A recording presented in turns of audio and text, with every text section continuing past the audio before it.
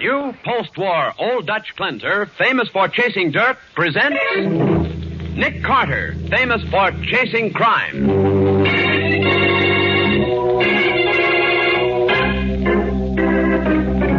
Every week at this time, two great names are joined as new post-war Old Dutch cleanser brings you one of the most resourceful and daring characters in all detective fiction, Nick Carter, Master Detective.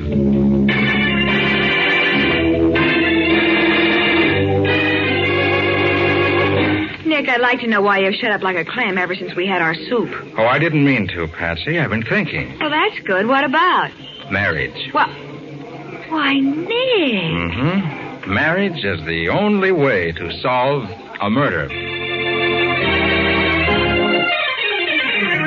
Now for the case of the policymakers. Today's adventure starring Lon Clark as Nick Carter, brought to you by new post-war Old Dutch cleanser. It's a beautiful afternoon early in November, and along a section of deserted highway, an open car moves toward the hills in the distance. In the car are Harvey Craig, a candidate for the state senate in the coming elections, and Julia Prentice, his fiancée of a few weeks. Suddenly, another car comes from behind, swerves sharply to the right, and cuts them off. Harvey! Take it easy, Julia. Hey, you men, what's the idea? Turn your car around, mister. Well, I'll do nothing of the kind. Let me get at him, Tom. I'll show Wait a minute, Joe. No rough stuff. Are you kidding? This guy's a hit-and-run driver. A killer, maybe. What's that? We saw the whole thing, mister. That man was on the road, and you went right over him, and you kept on going. Julia, be calm, But please. these men are saying that I know what they're saying, dear, and I'm going to let them prove it. We're going back.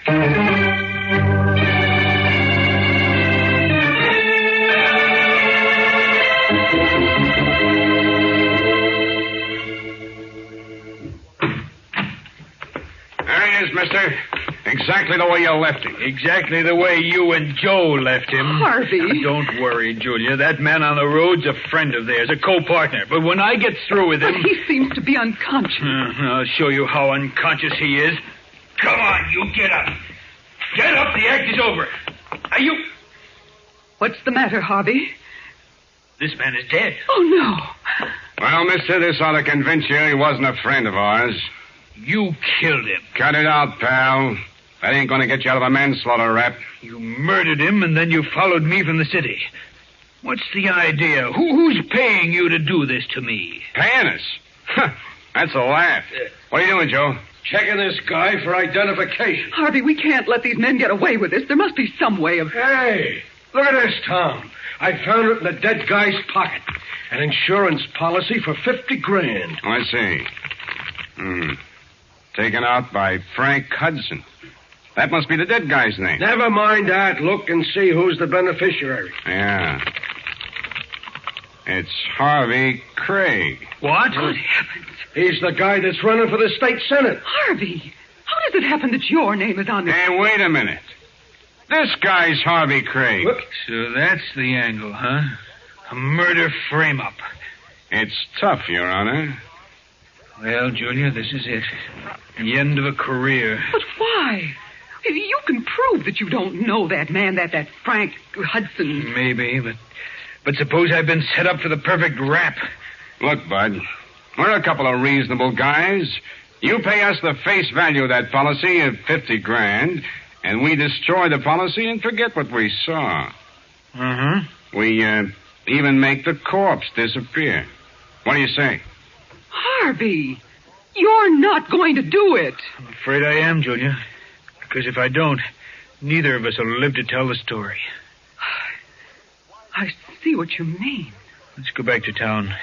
I'll get the money. You go with him, Joe. Yeah. I'll stay here and take care of the body.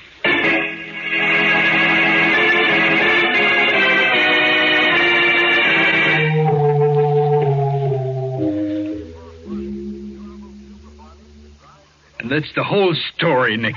I paid them because I was afraid of what they might do to Julia and me. And because I wanted to get to your office as quickly as possible. Why didn't you go to the police, Harvey? I promised Julia I wouldn't. As a matter of fact, she doesn't even know I'm here. Well, I don't understand it, Harvey. The girl you're engaged to doesn't want you to go to the police. I know it sounds odd, Patsy, but you and Nick have never met Julia. She's proud. She thinks I'm a sucker for having paid off, and she thinks the less I talk about it to anyone, the better. So you want us to keep mum? Yes, please. Why didn't you raise your voice when you got back to town? I was afraid of the bad publicity, Nick. A murder charge. Harvey, they wouldn't have dared to make it against you. Oh, I wasn't thinking at the time. Oh, Nick, I want you to get them, will you? Of course he will, Harvey. Well, I guess that settles that. I've been put to work. Oh, thanks, Nick. Oh, here's a description of Joe and Tom. I've written it down. Oh, good for you. Every little thing helps. Well, I've got to go now. I'll be at my campaign headquarters, Nick, if you should want me. Goodbye, and good luck. Poor Harvey. Well, Nick, what do you think? I think this has all the earmarks of a murder racket for blackmail. Wonder whom it's happened to before. Then you don't think this was the first time? Oh, it couldn't be. Gang that operates so smooth, he must have had a lot of experience. But where did they get the victims? Well, if Harvey's typical, I'd say from who's who. No, Patsy. I mean the victims they killed. Harvey told us he never saw that Frank Hudson before. Yet that man had a policy naming Harvey as the beneficiary. Well, it could have been a phony. Well, it could have been. But suppose it wasn't. Who set Hudson up for it? And how? Boy, Patsy, you got any old clothes? Any very old clothes? Would you mind telling me what old... Not at all. I've got an idea that somewhere in the slums or along the waterfront there are operators pulling hopeless prospects out of the gutter and setting them up for the kill. Well, you and I are going to be a couple of prospects.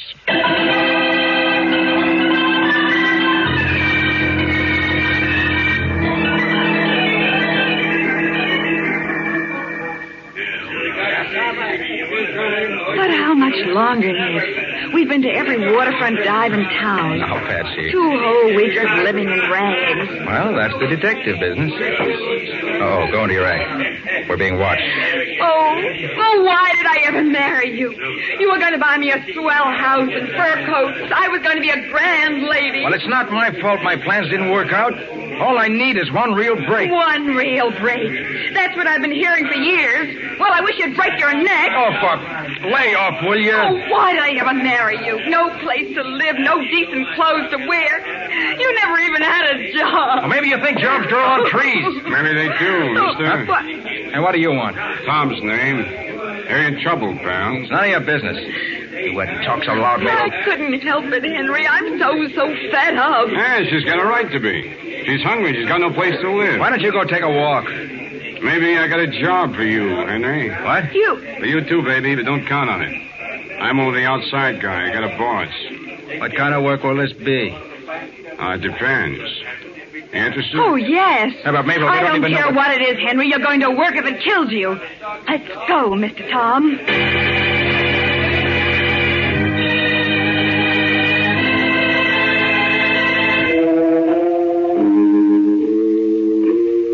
So, you've been married for 6 years, and you've done some traveling. The hobo trail, Mr. Nicholas? Sometimes. Hmm? Any man who would subject a woman to such a life... Well, I couldn't help it, Mr. Bentley. The breaks were all against me. How did you feel about that, Mrs. Nicholas? Oh, I couldn't leave Henry. Ah, such devotion.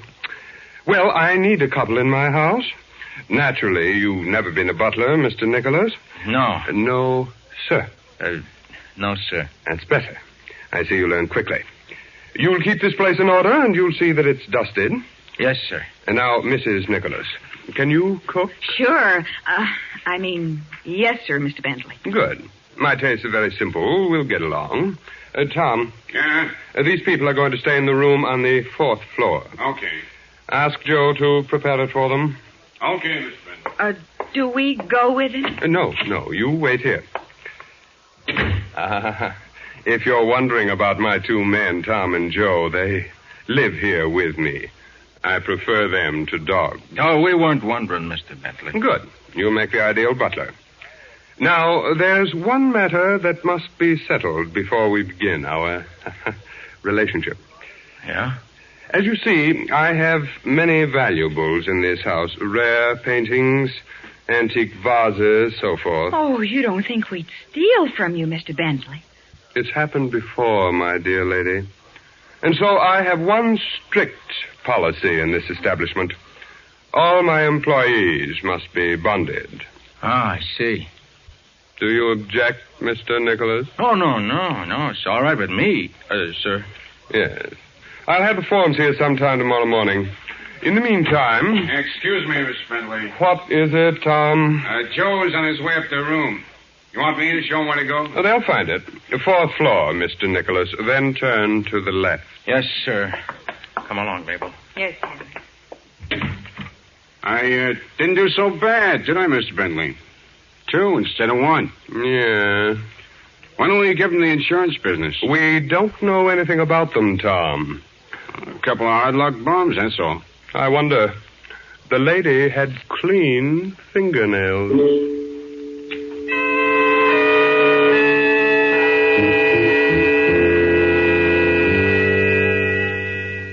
Nick, I don't get it. What surety company would bond a derelict or a couple of derelicts? Patsy, we're not going to be bonded. But Mr. Bentley It's said... only a gag with a last-minute switch. Oh, from bonding to insurance? Uh-huh. Then when Mr. Bentley starts talking about insurance... Yes, Patsy.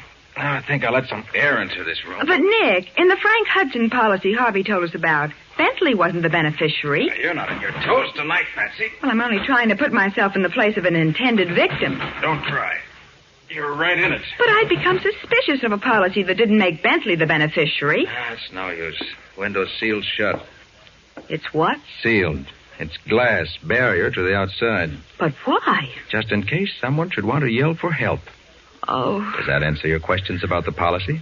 You mean the victims were forced? They were if they became suspicious of Bentley. But as long as they believed in him as a good Samaritan who could do no wrong... Even when he made someone else the beneficiary? Even then. Remember, the people who signed those policies were hungry, down and out. Oh. Bentley was giving them... May we come in? Of course. Yes, sir. Thank you. You stay here at the door, Tom. Okay. You, Joe. Yeah, right, Mr. Bentley. Oh, my dear Mr. and Mrs. Nicholas, don't look so surprised. It's an old custom of mine when I'm welcoming new servants. I've brought a bottle of wine. For us? For me, too. A rare, sparkling Burgundy. I want you to feel at home. Permit me to do the honors. For you, Mrs. Nicholas. Thank you, sir. For you, Mr. Nicholas. And now one for me. Raise your glasses, please. A toast to my new servants, Mr. and Mrs. Nicholas, better known as Nick Carter. Oh. Did I startle you, Miss Bowen? What? How did you find out about us? Oh, my underground espionage system. I see. Well, what are you going to do with us now? Kill you both, of course. Oh. But not until I've made arrangements to convert you into cash. And that, my friends, will be very soon.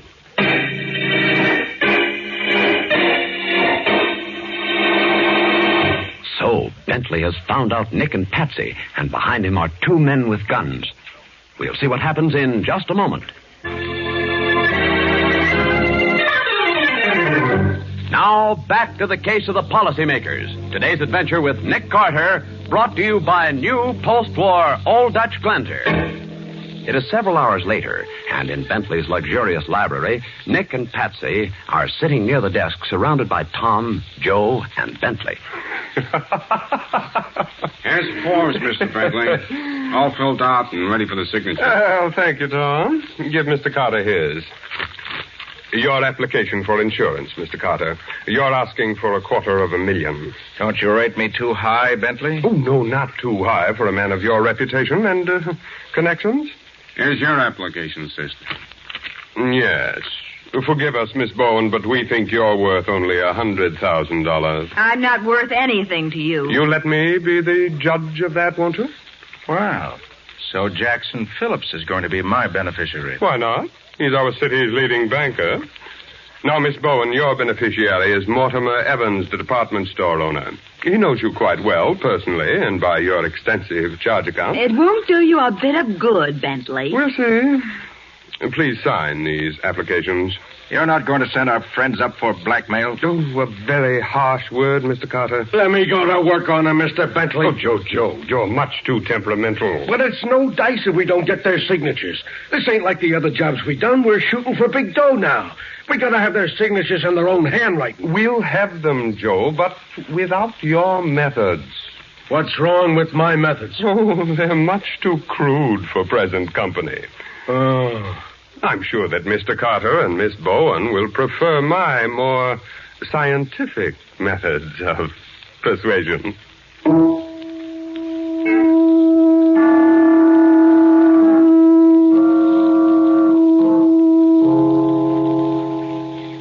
Darn room. It's like a vault. Top floor vault. They were going to torture us, Nick, if we hadn't signed. Listen, Patsy, I'll let you in on a secret. What? I knew all the time we were going to sign those applications. You did? Of course, we had to sign them to get the goods on Bentley and his gang. No case without them. Oh, I see that now, Nick. Let's see. 2:00. Time to get out of this room and down to the library safe. Oh, that's going to be easy, what with that window sealed and with Joe parked in the hall just outside. It can be done. Bentley and Tom ought to be asleep by now. Well, suppose they are. We still can't get out. Take off your shoe. What? Your shoe, take it off. We got a job for it. All right. Now what do I do? Hobble around? Smack the heel of your shoe against that window pane and break it. Now, look, Nick, I'd like to get some air, too. Go ahead now. I'm going to plant myself behind this door. On that chair you've got there? No, under it, ready to bring it down on Joe's head. Okay, go ahead. Some fun.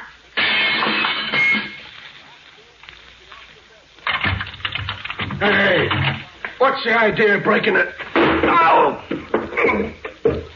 Well, Patsy, see what I mean? Oh, you're full of tricks tonight, aren't you? Full of them. Now let's get down to the library and take out some reading matter.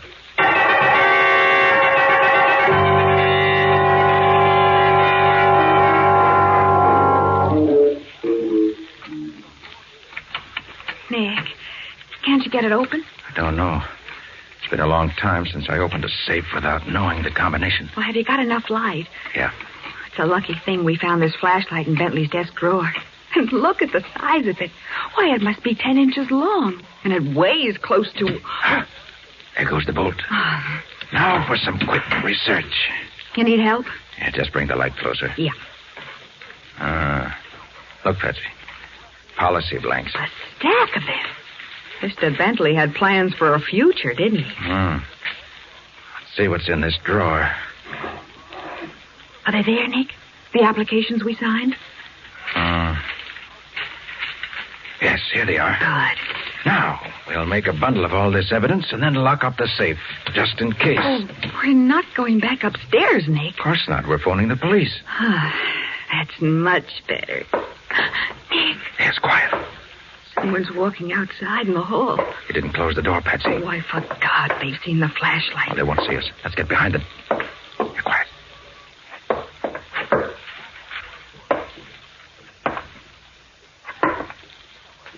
Oh! He fell down.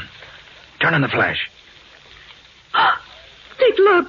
That's Harvey Craig. Yes. Well, what's he doing in this house?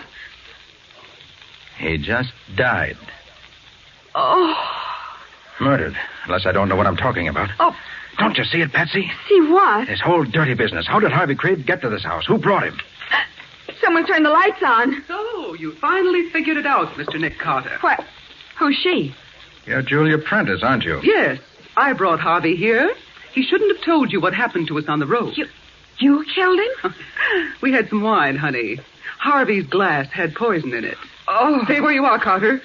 Mr. Bentley wouldn't like me to shoot you. All right, Julia. You've got the heavy artillery. And to think Harvey considered her a friend. So many people do. Men particularly, huh? Men with a lot of money. Yes. You're Bentley's contact woman. You set up the blackmail victim, and then you're in the car with him when the so-called hit and run takes place. Of course.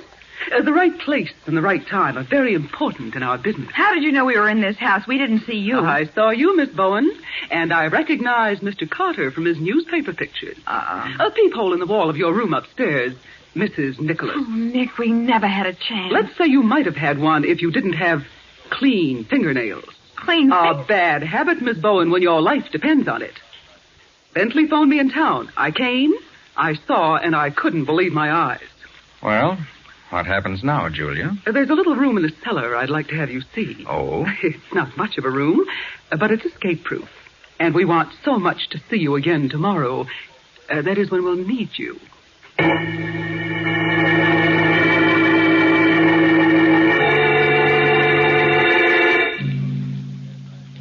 What time is it, Nick? My watch isn't as luminous as it used to be, but I should say it was about 1:15.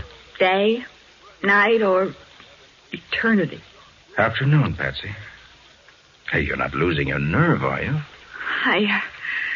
I never felt better in my life. I'll bet. Well, turn on your flashlight and you'll see. After all, we've only been down here since last night. But why don't you turn it on? Can't. Battery's dead. Afraid so. Nick. Oh, no. Listen, Nick, Patsy. we'll never see daylight again. They'll kill us before they take us out of here. No, they won't. They can't. But they will. No, Patsy, we've got to appear to be accident victims. They can't run a car over us here. Huh? They've got to take us out of the house. And once we're out in the open... Oh. Here, this may be it, Patsy. Now, listen, don't fight them. We don't want them to carry us out. You go first, Tom, with the lantern. Right, Mr. Bentley. You next, Joe. And don't lower your gun. Not with him around, boss. Ah, good afternoon, Mr. Carter, Miss Bowen. Julia told me you were very naughty last night. Oh, I hope we didn't put you to any inconvenience. We make the punishment fit the crime.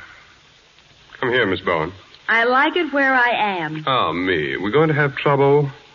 Julia has an appointment to go driving this afternoon with Mortimer Evans, your beneficiary. You've got to be on the road, Miss Bowen. Oh, Nick. His turn will come later, another day. We can't do everything at once, you know. Listen, Bentley, you take both of us or you don't take either of us. Very gallant, Mr. Carter. Tom, take Miss Bowen outside. Okay. No, you don't. Hey, get him off me. Get him off. Joe, you heard what Tom said. I'll get him off.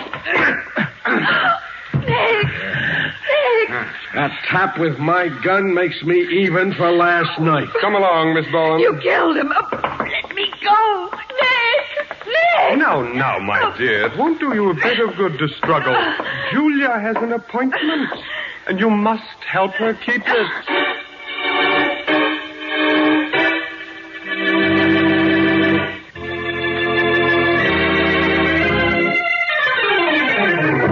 Now for the conclusion of the case of the policymakers. Today's adventure with Nick Carter, brought to you by new post-war Old Dutch cleanser. It's 10 minutes later. Patsy fainted and is lying on the sofa in the living room of Bentley's house.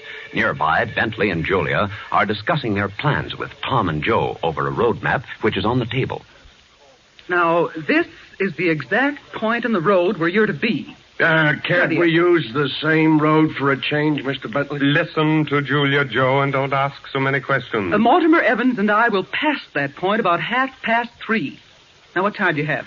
I've got 1:35. Me too. We agree. Well, Lucius, I'm ready to leave for town. I told Mortimer I'd meet him at 2:00. I'm going to be late. Oh, not too late, my dear. 10 or 15 minutes for one as charming as you. Can it, brother? The only thing I see in you is a bookkeeping item. Frank, aren't you? Joe, get my car out of the garage. Yeah, sure, right away. Give me a cigarette, Lucius. There are times, Julia, when you behave as if you're running the show. I might as well be. You couldn't get along without me. There are other women as well qualified. That's going to cost you 15% more, darling.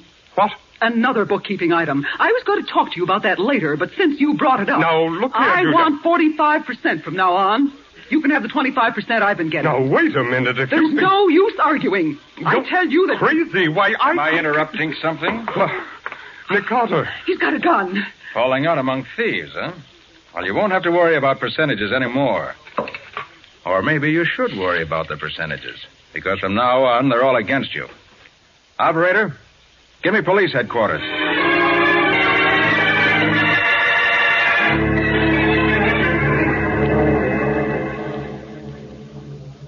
Nick, how did you do it? Patsy, as I came up from the cellar, there was Joe walking toward the front door. He went out like a light.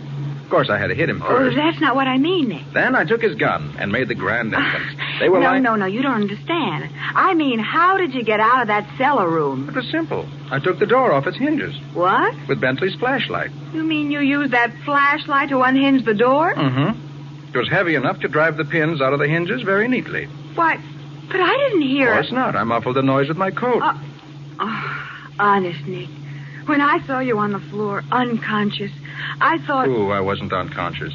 Oh, no. This is too much. No, Joe telegraphed that wallop. I saw it coming, and I rode with it. The gun caught me in the back of the neck. That's why you're driving the car. Why, I'm... All right, Nick. I'm listening. Well, there's no mystery to it, Patsy. I've just got a good stiff pain in the neck, that's all.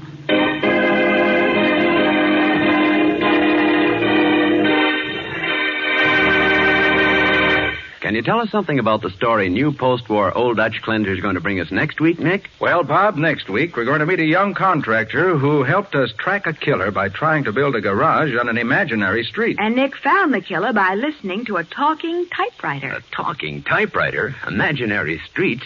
It sounds fascinating. What do you call the story, Nick? I call it The Case of the Missing Street.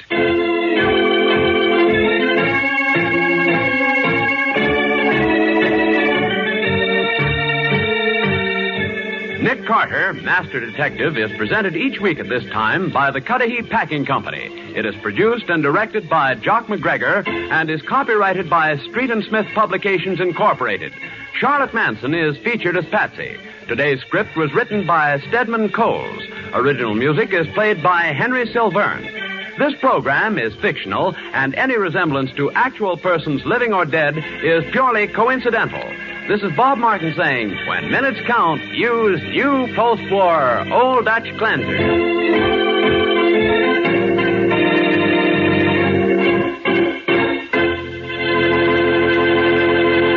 This is the Mutual Broadcasting System.